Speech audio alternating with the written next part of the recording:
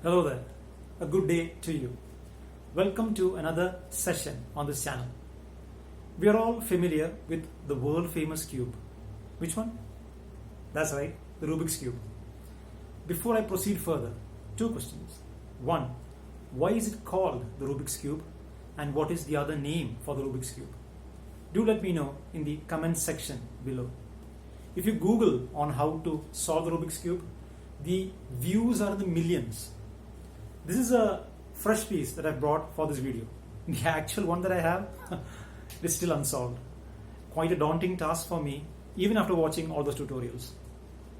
However, the epithelium we plan to discuss today is nowhere as complex as this structure, although they share the same name as far as shape is concerned.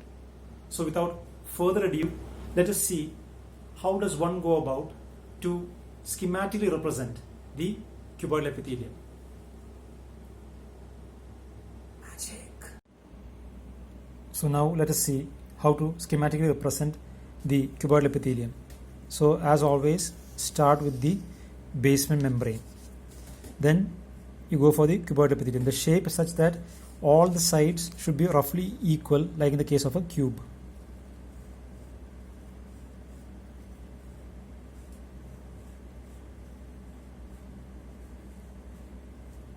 In the corners, as you can see, they are comparatively smooth. After that, after you've drawn the cell membrane, then as in the case of squamous epithelium, you should use the eosin pencil to stain the cytoplasm. The representation for that, you have the eosin pencil to stain the cytoplasm. This you should sketch from one end of the field to the other end of the field. Once that is done, the field of vision will look something like this. Okay, now in this, what happens is you're supposed to indicate the nucleus. So the nucleus is centrally placed round nucleus. Centrally placed round nucleus.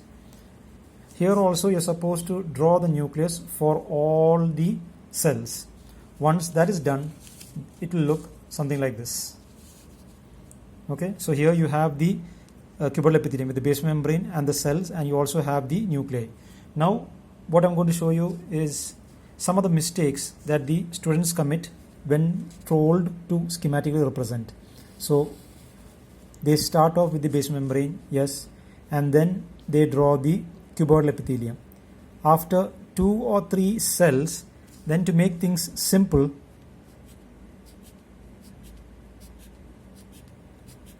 this is what they do.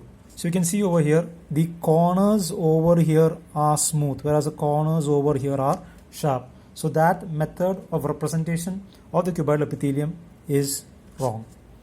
Now another mistake, well, I won't say it's a mistake, it's when they take the strain, you forget the shape of the cell. They start off with the cuboidal, and then what happens is when they draw, do you see that? The shape becomes rectangular. So that also is wrong.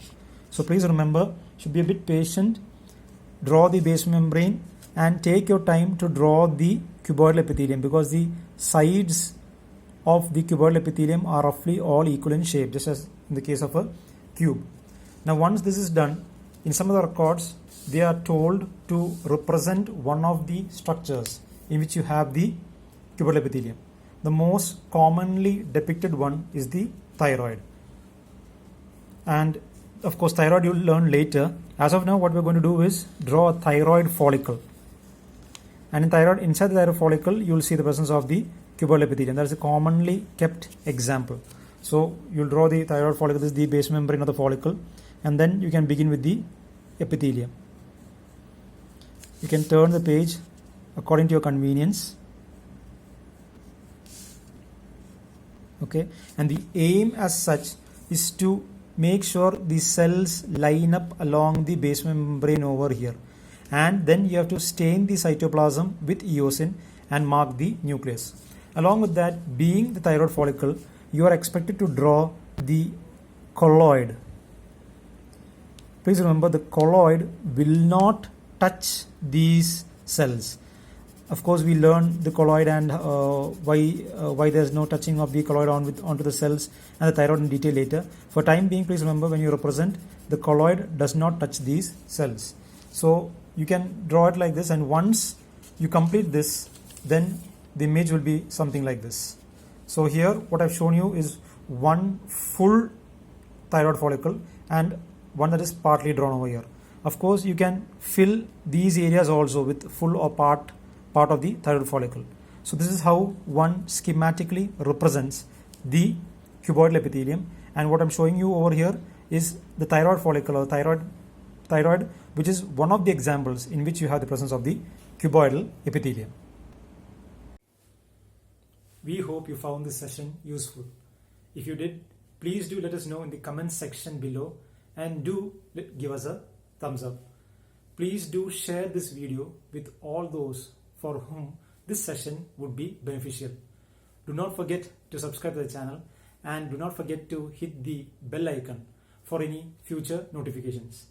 You can view this video as many times as you like if you found something was not clear during the session. So till we meet next time, stay safe, keep smiling, and God bless.